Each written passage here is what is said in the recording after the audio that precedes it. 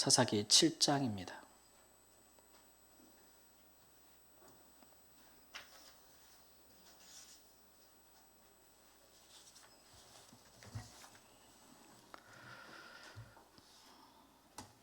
사사기 7장 1절에서 9절 말씀 우리 한 절씩 교독하겠습니다. 사사기 7장 1절에서 9절 말씀. 여룻바알이라 하는 기드온과 그를 따르는 모든 백성이 일찍이 일어나 하롯셈 곁에 진을 쳤고 미디안의 진영은 그들의 북쪽이요 모레산 앞 골짜기에 있었더라. 여호와께서 기드온에게 이르시되 너를 따르는 백성이 너무 많은즉 내가 그들의 손에 미디안 사람을 넘겨주지 아니하리니 이는 이스라엘이 나를 거슬러 스스로 자랑하기를 내 손이 나를 구원하였다 할까 함이니라. 이제 너는 백성의 귀에 외쳐 이르기를 누구든지 두려워 떠는 자는 길라산을 떠나 돌아가라 하라 하시니 이에 돌아간 백성이 22,000명이요 남은 자가 10,000명이었더라. 여호와께서 또 기드온에게 이르시되 백성이 아직도 많으니 그들을 인도하여 물가로 내려가라. 거기서 내가 너를 위하여 그들을 시험하리라. 내가 누구를 가리켜 내게 이르기를 이 사람이 너와 함께 가리라 하면 그는 너와 함께 갈 것이요 내가 누구를 가리켜 내게 이르기를 이 사람은 너와 함께 가지 말 것이니라 하면 그는 가지 말 것이니라 하신지라. 이에 백성을 인도하여 물가에 내려가매 여호와께서 기드온에게 이르시되 누구든지 개가 핥는 것 같이 혀로 물을 핥는 자들을 너는 따로 세우고 또 누구든지 무릎을 꿇고 마시는 자들도 그와 같이 하라 하시더니 손으로 움켜 입에 대고 핥는 자의 수는 300명이요 그 외 백성은 다 무릎을 꿇고 물을 마신지라. 여호와께서 기드온에게 이르시되 내가 이 물을 핥아 먹은 300명으로 너희를 구원하며 미디안을 내 손에 넘겨주리니 남은 백성은 각각 자기의 처소로 돌아갈 것이니라 하시니 이에 백성이 양식과 나팔을 손에 든지라. 기드온이 이스라엘 모든 백성을 각각 그의 장막으로 돌려보내고 그 300명은 머물게 하니라. 미디안 진영은 그 아래 골짜기 가운데 있었더라. 함께 읽습니다. 그 밤에 여호와께서 기드온에게 이르시되 일어나 진영으로 내려가라. 내가 그것을 내 손에 넘겨주었느니라. 아멘. 21세기에 들어서 전쟁이 두세 군데서 발발을 했죠. 군사 전문가들은 현대전의 양상들을 이렇게 분석하고 또 어떻게 앞으로 전쟁이 또 계속될 것인가 또는 전쟁의 또 그런 전략들을 수립하는 그런 일들이 있을 겁니다. 근데 지금 유럽과 이제 중동의 전쟁을 보면은 과거와는 좀 많이 다르죠. 예전에는 나라가 크고 또 군인들의 수가 많고 그런 나라들이 아주 그 전력을 쏟아 부으면은 짧은 기간에 쉽게 작은 나라한테 승리할 수 있었다라는 것인데 이제 요즘 일어나는 현대전들은 이런 예상을 빗나가는 것 같습니다. 작고 숫자가 적어도요. 흔히 요즘 말하는 것처럼 핀셋 같이 정확한 정보력과 기술력을 바탕으로 때려야 될 곳, 싸워야 될 것을 정확히 타격만 하면은 이게 작은 나라라 할지라도 비교적 대등하게 전쟁을 할 수 있다. 그리고 승리할 수 있다라는 것들이 증명이 되고 있어가지고 지금은 이제 비대칭 전력이라든지 아니면 정보력, 뭐 기술력 이런 쪽에 훨씬 더 많은 군사력을 집중하는 그런 양상으로 변해가고 있습니다. 오늘 말씀에도 보면은 기드온의 이제 부름을 받아서 미디안과 전쟁에 나갈 만한 사람들이 32,000명의 백성들이 응답해서 왔다라고 했는데요. 그 중에서 막상 전쟁에 나간 사람은 고작 몇 명이냐 그러면 300명이에요. 300명. 그런데도 이겼다 졌다. 이겼다. 근데 놀라운 것은요. 이 300명이 몇 명이랑 싸웠냐 그러면 13만 5천 명과 싸웠어요. 그런데도 이겼다. 예. 정말 이거는 대승리의 기록이 아니겠습니까? 근데 이제 우리가 성경을 보면 성경이 싸울 때는 이렇게 싸워라. 이렇게 무슨 손자병법 알려주는 책이 아니잖아요. 그죠?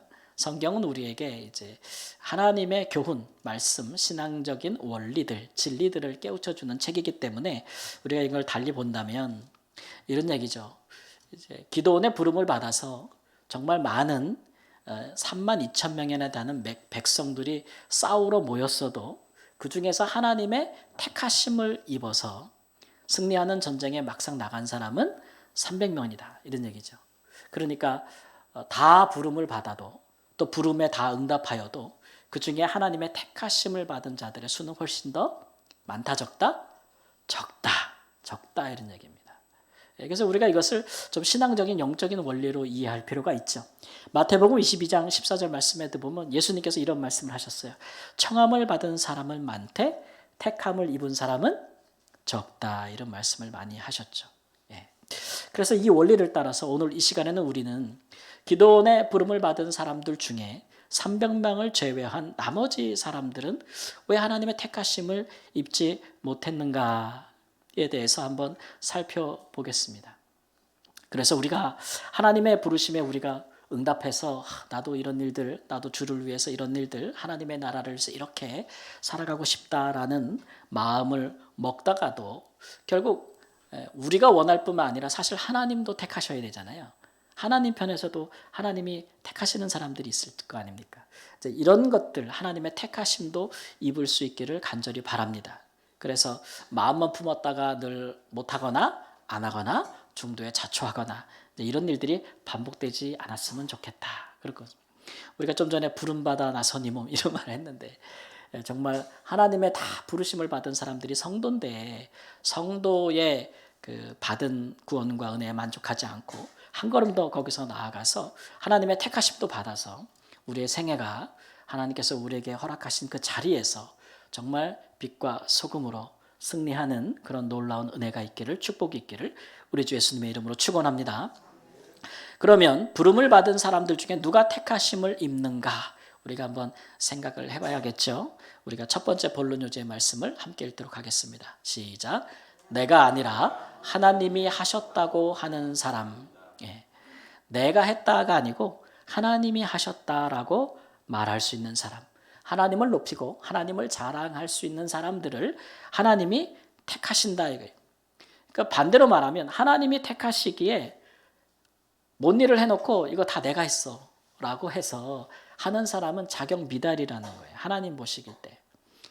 자기 공로를 지나치게 크게 주장하는 사람들, 그런 사람들은 하나님께서 그의 구원을 행하실 때는 택하였는 데서 제외시키신다라는 것을 우리가 말씀에서 한번 살펴보도록 하겠습니다. 기도원의 부름을 받고 모인 므낫세, 아셀, 스불론, 납달리 지파, 그 백성의 수, 군사의 수가 32,000명이었다 그랬습니다. 근데 이제 이게 많이 좀 줄어든 것처럼 보이잖아요. 이스라엘 백성들이 처음 가나안 땅 들어갈 때 하고 애굽에서 나올 때 그리고 가나안 땅에 들어갈 때 이 네 지파 중에 이 네 지파에서 전쟁에 나갈 만한 20세 이상의 사람들을 그 통계를 조사해서 통계를 내는 명단도 있어요, 여러분 성경에. 어느 가문 그랬을 때 그 총수가 20만 명 정도 됐거든요. 그 성경 어디에 나올까요? 모든 숫자를 잘 기록해 둔 게 성경의 민수기잖아요. 수를 세는 거예요. 백성들의 숫자. 그때 이 군사들의 숫자가 지파별로 기록이 되는데 그때 20만 명이었는데 지금은 6분의 1 토막이 난 거예요. 6분의 1 토막. 그러면 이렇게 남자들이 없었나? 이렇게 생각할 수도 있는데 상황을 보면은 전쟁에 나갈 만한 20세 이상의 성인 남성의 수가 자체적으로 적었다라기보다는 기드온이 나가서 싸우자라고 불렀을 때에 거기에 응답한 사람이 적었다고 보시면 되죠. 왜냐하면 이거 진짜 두렵거든요.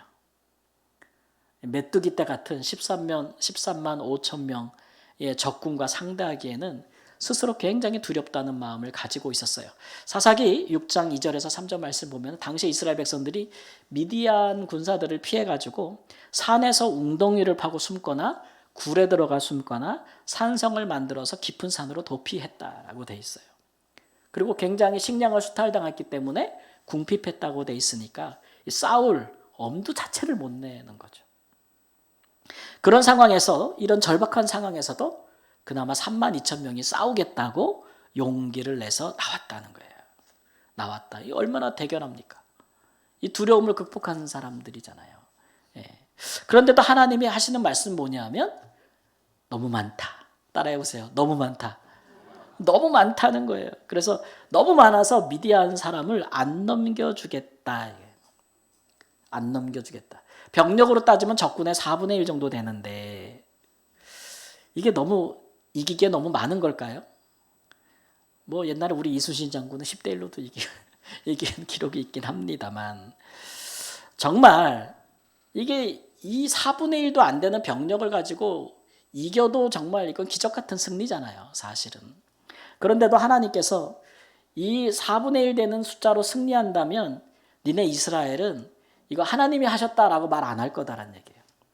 우리가 해냈다라고 생각할 것이기 때문에 너무 많다 이렇게 얘기했다는 거예요. 정말 하나님의 이 진단이 정확할까요? 이스라엘 백성들은 그만큼 하나님에 대한 생각이나 고려들이 없었고 또 그만큼 좀 영적으로 굉장히 그 하나님과 거리가 먼 그런 상태였을까? 성경에서 이제 사사기 8장 22절 모든 전쟁에서 다 이긴 이후에 이스라엘 백성들이 하는 행동입니다. 사사기 8장 22절 말씀 함께 읽겠습니다. 그때 이스라엘 사람들이 기드온에게 이르되 당신이 우리를 미디안의 손에서 구원하셨으니 당신과 당신의 아들과 당신의 손자가 우리를 다스리소서 하는지라. 자, 몇 명 가지고 이겼어요? 300명 가지고 이겼어. 말도 안 되는 거지. 그런데 그 뒤에 이스라엘 자손이 하는 말이 이거 누가 이기겠다고요? 기드온이 이기겠다는 거예요. 그래서 당신이 우리의 왕이 되라. 당시의 아들들이 우리를 다스려라. 당신의 자손이 되도록 우리의 왕을 하라. 이렇게 반응했다는 거예요. 그러니까 우리는 여기서 뭘 볼 수 있냐면 당시의 이스라엘 백성들의 그 생각과 이 사람들의 그 가치관들이 얼마나 그 하나님 중심에서 떠나 있었는지를 보게 되는 것이죠. 지극히 세속적이고 이방에 그 속한 사람들처럼 생각하고 있는 거죠. 이거는 가나안 땅에 처음으로 하나님께서 이스라엘 백성들을 들이실 때에 의도했던 것이 아니에요. 이스라엘 백성들의 진정한 왕은 누구냐면 여호와 하나님이죠. 왕을 세운다 한들 그 왕도 하나님을 경외해야 되는 것이고 하나님의 말씀과 법대로 이스라엘 백성들을 통치해야 되는 존재였던 거예요. 그런데 이스라엘 백성들은 끊임없이 하나님을 제외하고 하나님이 주신 법을 무시하고 그냥 인간 왕을 세우기를 원했던 것이죠. 이런 것들이 또 충돌하는 지점이라고 할 수가 있겠습니다. 그러니까 하나님께서 그 이스라엘 백성들을 보는 그 관점이 되게 정확하시죠. 이스라엘 백성들이 하나님께 구원해달라고 막 부르짖고 압제와 궁핍스로 인해서 하나님 앞에 살려달라고 막 부르짖었어도 그들이 들어갈 때 마음 다르고 나올 때 마음 다른 거예요. 어딜 들어갔다 나오는 거예요. 하여튼 마음이 다르다 이거예요. 그래가지고 하나님이 그들을 구원하신 후에도 그들은 우리가 했다라고 해서 교만하고 자긍했다 이런 얘기죠. 그래서 하나님이 너무 많다고 하면 너무 많은 거예요, 여러분. 하나님 우리 보시면서 너무 많다 그러면 너무 많은 거예요. 이 진단이 틀리지 않다라는 말씀을 먼저 드리는 겁니다. 이스라엘 백성들이 이렇게 교만하다, 하나님을 마음에 두지 않는다라는 것들을 보여주는 이 영적인 상태를 우리가 볼 뿐만 아니라 또 하나는 이제 지리적인 조건도 있어 보여요. 지금 4분의 1로 병력이 줄었지만 1절부터 보니까 기드온이 진을 친 곳과 미디안이 진을 친 곳의 지리적인 부분들을 우리가 한번 생각해 봐야 돼요. 하루셈 곁에 진쳤다는 얘기는 이스라엘의 진은 산 중턱에 있었다는 얘기고 미디안들의 진은 산 아래, 골짜기 아래 평지에 있었다는 얘기입니다. 그러면 누가 더 진지가 높아요? 기드온의 군사들의 진지가 훨씬 더 높습니다. 이스라엘이. 그러니까 이렇게 내려다볼 수 있는 거죠. 지리적으로 싸우기에 유리해요? 불리해요? 유리하죠. 한번 이미지를 한번 그려봤는데 한번 볼까요? 예, 저렇게 골짜기 위에 수는 적지만 이스라엘 백성들의 군사들과 텐트, 장막들이 있고 저 아래 평지에 수는 많지만 굉장히 많은 미디안 사람들의 그런 군사들이 모여 있다라는 것. 그러니까 숫자적으로 분리해도 지형상 해볼 만하다라는 생각을 가졌을 수도 있습니다. 여러분, 이 교만이라는 게 참 그래요. 교만이라는 것은요, 아주 요만한 가능성만 있어도 그 틈새를 이렇게 파고 들어가지고 하나님과 우리의 사이를 벌리는 것이 교만이에요. 결국 첫사람 아담이 범죄할 때도 사실은 교만으로 범죄하는 거잖아요. 그래서 이런 본능이, 죄된 본능이 우리 안에 있다는 것을 우리도 좀 알아야 됩니다. 이런 거죠. 나는 조금만 뭐 하여튼간 조금만 뭐 되는 일이 있고 잘 되고 그러면은 나는 이거 내가 했네 라고 하면서 하나님께 영광을 돌리지 않고 나 자신에게 높이는 그런 교만한 마음을 가질 가능성이 높은 사람이야 라는 것들을 우리가 인정하고 살자는 거죠. 그게 죄의 가장 근본된 본성이기 때문에 그게 우리 안에 있단 말이에요. 그래서 하나님께서 이것을 좀 굉장히 경계하시기 때문에 지금 상태로는 이기면 안 돼 이렇게 이제 말씀하시는 거죠. 좀 하나님이 너무 쪼잔한 것 같지 않아요? 이기면 되는 거지. 지금 죽게 생겼는데 이기면 되지. 뭘 그렇게 누구 때문에 이겼냐 이런 거 갖고 하나님이 따지시냐라고 생각할 수 있는데 그만큼 하나님이 이렇게 하시는 이게 첫 번째가 아니기 때문에 그래요. 첫 번째가. 기드온은 사사기에 나오는 5번째 사사입니다. 이 얘기는 같은 역사가 5번이 반복됐다는 거예요. 사사기의 전체 주제이기도 한데 이스라엘 백성들이 하나님께 너무 범죄하고 우상숭배가 심해요. 심지어는 그 주변에 있는 다른 민족들보다도 범죄함이 더 많아. 사회적인 불의가 너무 많아. 그래서 하나님께서 이미 그들과 언약한 대로 그러면 너희들 이방 민족이 너희들에게 가시가 될 거야. 너희들 옆구리를 찌르는 가시가 될 거야 라고 말씀하신 대로 이방민들에게 압제를 받는 거죠. 그럼 또 이스라엘 백성들이 하나님께 막 기도하고 부르짖습니다. 살려주세요 하나님. 우리가 잘못했습니다. 도와주세요 라고 하죠. 그래서 하나님께서 사사를 세워서 그들을 이방민족에서 구원하십니다. 그렇게 하실 때는 이제 이스라엘 백성들이 내게로 돌아오리라. 우상을 버리고 하나님을 섬기고 하나님이 주신 거룩하고 의로운 법도를 가르칠 것이다. 그대로 사회 속에서 행하시면서 사회의 많은 죄들과 불의들이 사라질 것이다. 이렇게 기대하시는 건데 이스라엘 백성들이 구원을 받은 이후에 입을 싹 닦았다는 얘기예요. 또다시 범죄하고 또다시 우상숭배로 돌아갔다. 근데 중요한 것은 그런 일이 반복될 때마다 그 상황이 더 심해졌다는 거예요. 심해졌다. 한번 첫 번째 구원을 받고 그 다음 타락할 때는 첫 번째 타락했던 것보다 훨씬 더 심해졌고 거기서 두 번째 구원을 받고 나중에 또 타락할 때는 두 번째보다도 훨씬 더 타락했다는 거죠. 이런 일들이 계속 반복됐고 기드온째는 그것이 5번째였다. 그러니까 하나님이 그거를 아는 거예요. 이스라엘 백성들의 기질을 아시는 것이죠.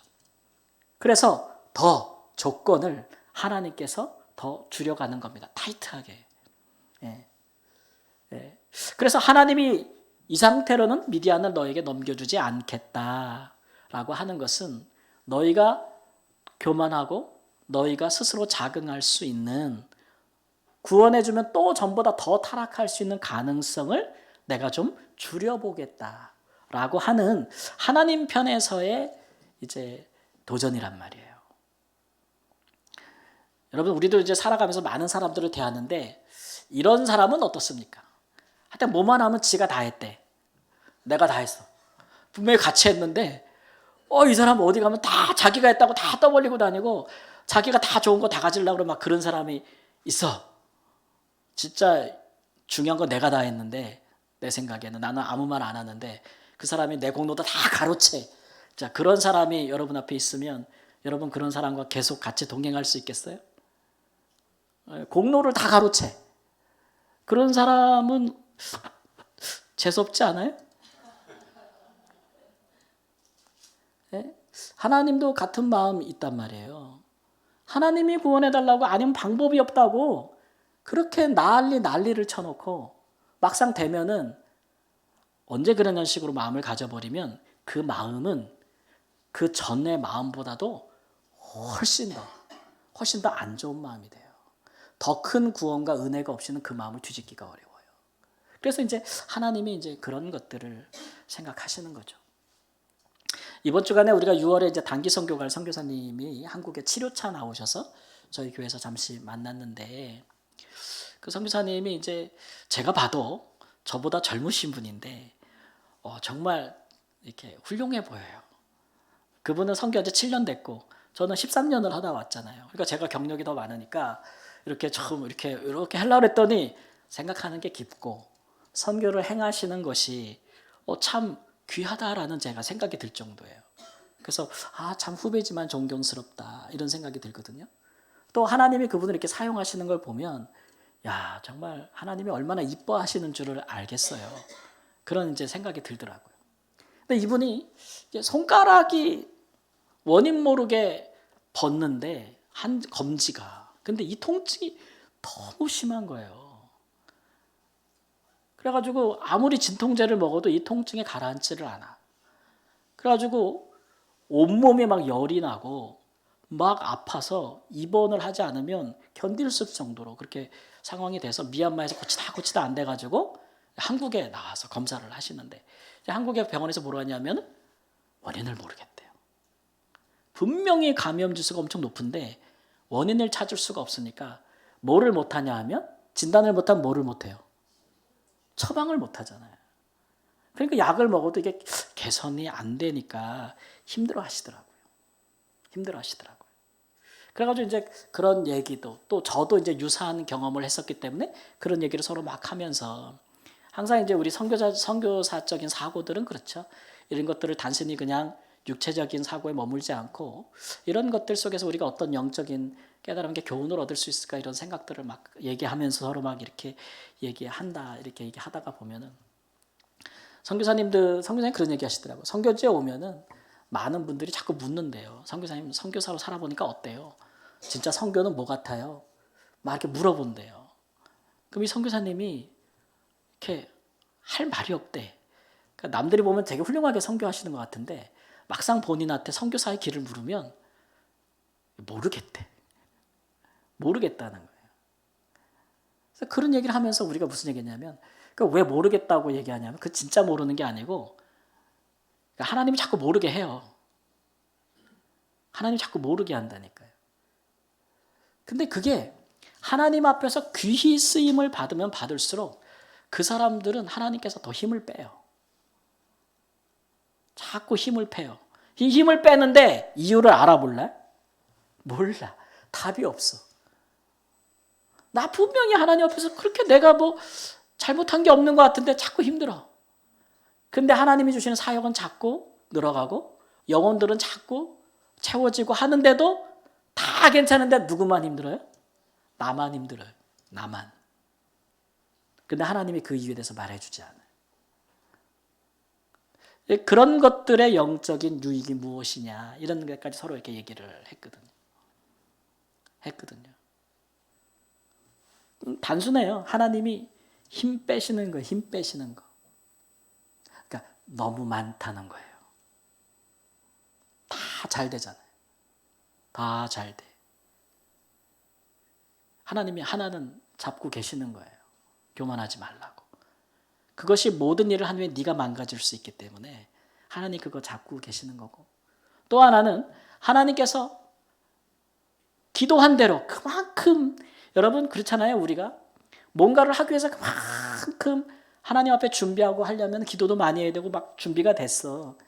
근데 하나님이 쓰시려면 정말 많은 일들을 당면해야 되는데 부딪히면서 해나가야 되는데 그 전에 하나님이 힘 빼놓는 거예요. 하나님 의지하라고. 힘을 빼놓는 거죠. 우리가 하나님과 함께 동행할 때에 분명한 문제는 여러분 뭐냐면 너무 적어서 문제되는 경우는 없습니다. 우리를 잘 알아야 돼요. 우리가 하나님의 사람으로 살려면 너무 많아서 문제예요. 너무 적어서 문제되는 것은 없습니다. 적으면 하나님이 그만큼 채워넣어요. 하나님의 것으로. 그러니까 그런 게 문제가 되지 않는 건데 그것보다 더 어려운 건요. 우리가 하나님으로 채워지도록 하나님 앞에 겸손한 사람이 되는 게 훨씬 더 어려운 일입니다. 하나님의 구원을 바란다면 우리가 하나님이 하신 역사를 바란다면 너무 많은 좋은 조건과 환경에서 하다가 좋은 결과를 얻으면 나중에 스스로 자기 자신을 자랑하다가 나중에 넘어지거든요. 그래서 이거 부분을 하나님이 잘 아시기 때문에 하시는 일이라고 생각하시기 바랍니다. 이걸 우리가 하나님을 잘 알면, 나를 잘 알면 이걸 믿음으로 이해하고 좀 이 해답 없고 답이 없는 이 상황을 조금 더 견디실 수 있어야 돼요. 그러면서도 꾸준히 순종할 수 있는 거. 그렇게 되면 마지막에 우리가 이제 하나님이 딱 일하실 때 있잖아요. 그때 우리 중심과 마음에서 입에서 터져 나오는 말이 있어요. 그게 뭐냐면, 다 해보세요. 하나님이 하셨다. 하나님이 하셨다는 말. 하나님 그 고백을 받기를 원해요. 그래서 힘 빼시는 건 줄 알고 하나님 앞에 굳건히 서 계시기를 우리 주 예수님의 이름으로 축원합니다. 두 번째로, 그러면 부름을 받은 이들 중에 누가 택함을 받겠습니까? 두 번째, 함께 요지를 읽겠습니다. 시작.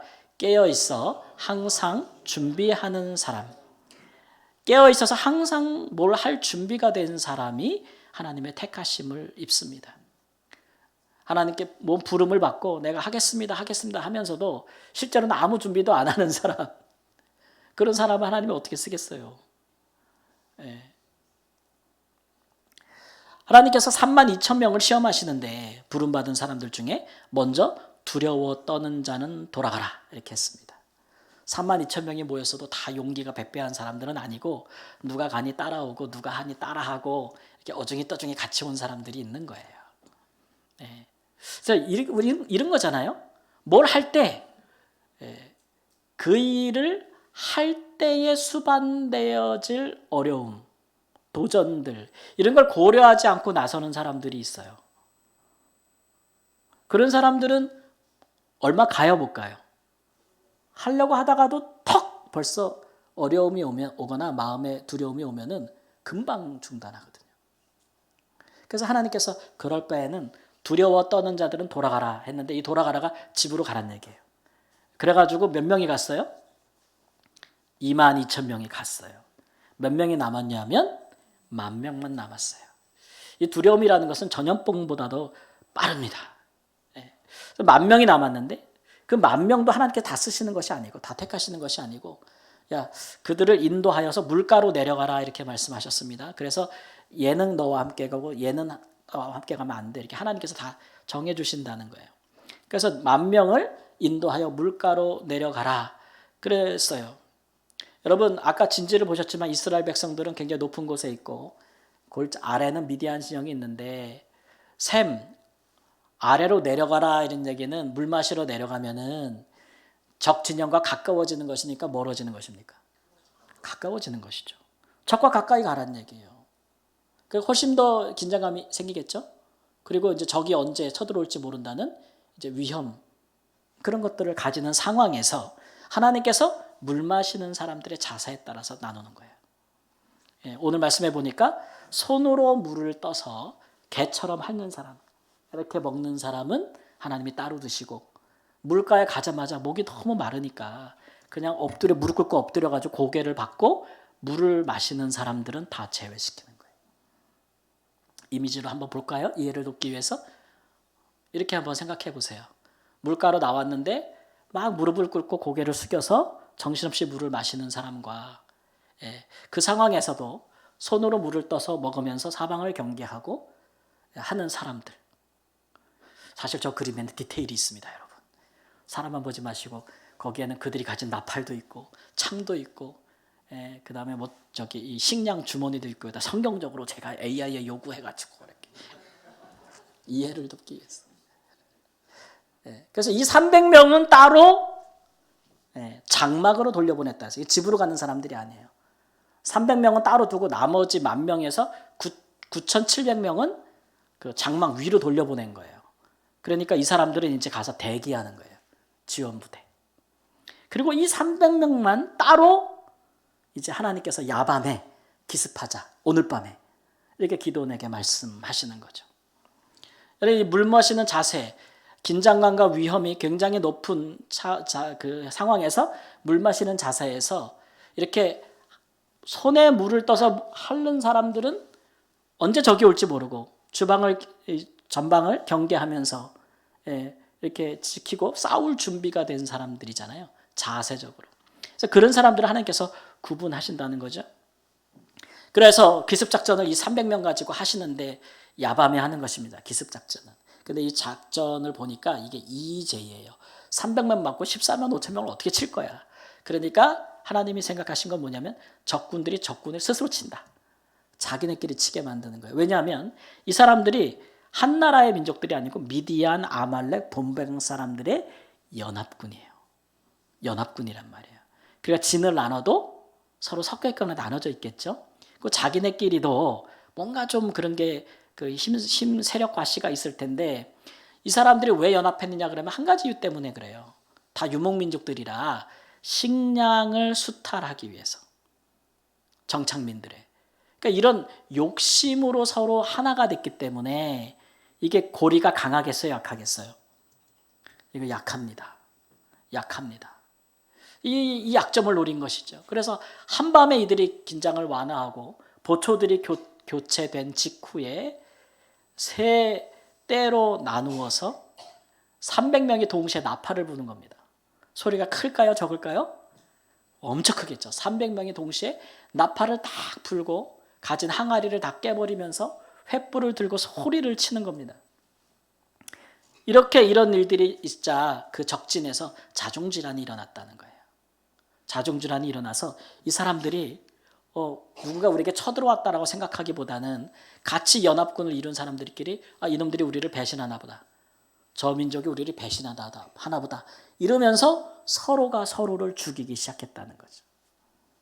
그래서 와해되고 이다 보니까 한밤이니까 승기를 잡았다는 거예요.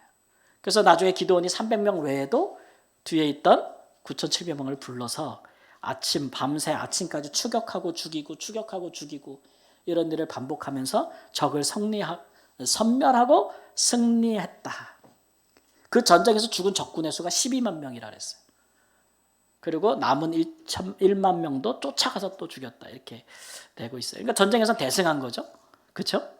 예, 정말 이거 굉장히 영화로 만들어도 정말 극적인 전쟁 하나의 영화가 만들어질 것이라고 생각합니다.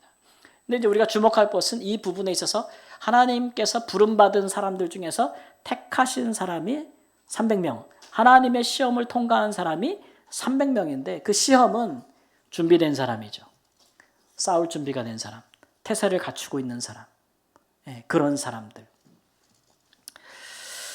우리는 항상 신앙적으로 생각을 해야죠.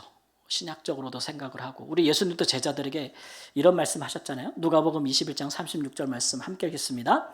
이러므로 너희는 장차올 이 모든 일을 능히 피하고 인자 앞에 서도록 항상 기도하며 깨어있으라.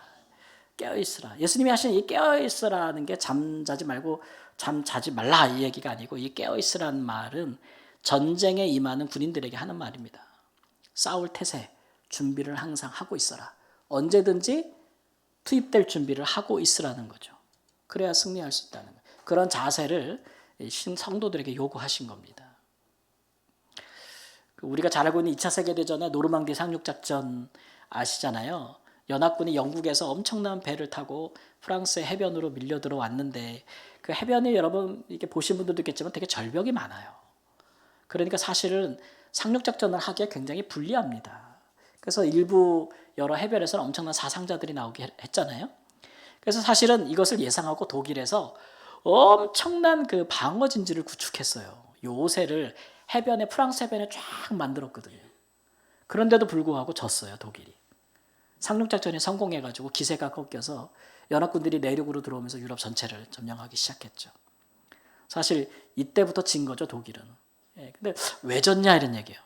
독일에는 당시에 해안 방비도 굉장히 요새화돼 있고 뿐만 아니라 독일 하면 2차 세계대전 하면 전쟁 좋아하시는 분들은 알 텐데 독일에는 뭐가 있냐면 기갑사단이 있어요. 전차. 그 기갑사단들이 이미 후방에 딱 배치돼 있어가지고 상륙작전만 하면 이 기갑사단이 뭐예요? 들어가가지고 섬멸시키는 것이 그들의 수비 전략이었거든요.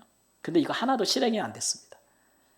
그래서 이겼거든요. 여러분 이게 왜 실행이 안 된지 아세요? 이 기갑사단에게 움직이라고 명령을 내릴 수 있는 사람은 오직 한 사람이에요. 누굴까요? 히틀러. 독일의 총리 히틀러만 그 명령권을 갖고 있는데 이 사람이 수면제 먹고 잠을 자고 있었어요. 낮잠을. 그럼 뭐 하면 돼? 깨우면 되잖아요. 근데 밑에 사람들이 못 깨우는 거예요. 왜 못 깨웠을까요? 너무 높으신 분들이 주무시니까. 성질이 괴팍하잖아요. 안 깨웠어요.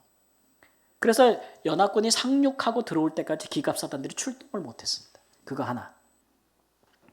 그리고 두 번째는 뭐냐면 당시에 이 수비하던 장군이 그 독일의 아주 유명한 장군입니다. 사막의 여우라고 하는 롬멜 장군. 저는 전쟁을 좋아해서 이런 걸 잘 알아요. 그 전쟁 영화 이런 거 좋아하거든요. 스토리 이런 것들을. 다큐멘터리도 많이 보고. 롬멜 장군이 사막의 여우였는데 북아프리카 사막에서 독일의 승리를 이끈 이 사람인데, 이 사람이 대비하고 자리를 지켜야 되는데 그때 사랑하는 와이프가 생일이었어. 비행기 타고 독일로 갔어. 독일. 그래서 자기 집에서 와이프한테 파리에서 사온 구두를 선물해 주려고 현장을 떠나가지고 자기 집에서 와이프랑 아주 즐기고 있었거든요. 그때 상륙작전이 일어난 거예요. 디데이가 있었던 거예요. 이 두 가지 요소 이런 걸 볼 때 그 지휘관이 없는 거예요, 현장에. 그래서 진 거예요. 그래서 전쟁을 하려면 항상 뭐 있어야 돼요? 준비를 하고 깨어 있어야 돼요. 지휘관들이. 그렇지 않습니까, 여러분? 이길 수 있는데 진 거죠. 이것이 이제 성경에서도 깨어 있으란 말의 자세를 이야기할 때를 하는 것입니다. 하나님이 지금 우리 하자라고 할 때에 준비된 사람은 네 하고 하는데, 성경에서 말한 것처럼 예수님 말씀하신 것처럼 자는 사람 혹은 죽은 사람처럼 반응이 없는 사람, 그런 사람들은 하나님의 택함을 받지 못하는 것이죠. 일어나 내려가라. 내가 그것을 내 손에 넘겨주겠다. 말씀을 드리면 그 밤에 즉시 행동할 수 있는 사람 300명을 하나님께서 택하셨다는 거죠. 여러분, 우리도 하나님의 일을 위해서, 하나님이 하시고자 하는 일을 위해서 우리 마음이 늘 출동태세, 언제든지 하시면 하겠습니다.